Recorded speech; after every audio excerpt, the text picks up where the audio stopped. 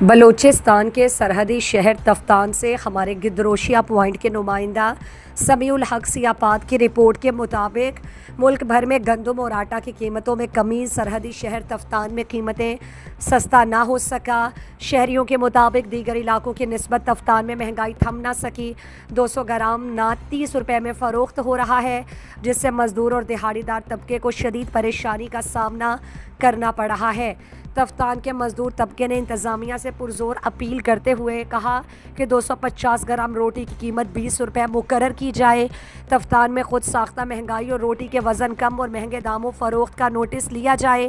اس موقع پر انہوں نے گدروشیہ پوائنٹ سے گفتگو کرتے ہوئے کہا، پاکستان میں آٹے کا قیمت کم ہوا ہے، مگر ایران بارڈر تفتان میں اپنا راج قائم کیا ہے۔ تندور مالکان نے انتظامیہ کو چاہیے کہ ان کے اوپر ایکشن لے۔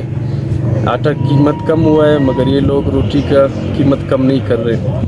گندم اور آٹا 4,000 روپے کا بوری مل رہا ہے اور ادھر 500 گرام 60 روپے کا دے رہے۔ کوئی پوچھنے والا ہے؟ لوگ مجبوری سے، بھائی کاروبار نہیں ہے، کوئی چیز نہیں ہے، غریبی سے 0 پوائنٹ میں کوئی کام نہیں ہے۔ یہ اپنا روٹی پورا کرے، اپنا سبزی پورا کرے، کیا چیز پورا کرے۔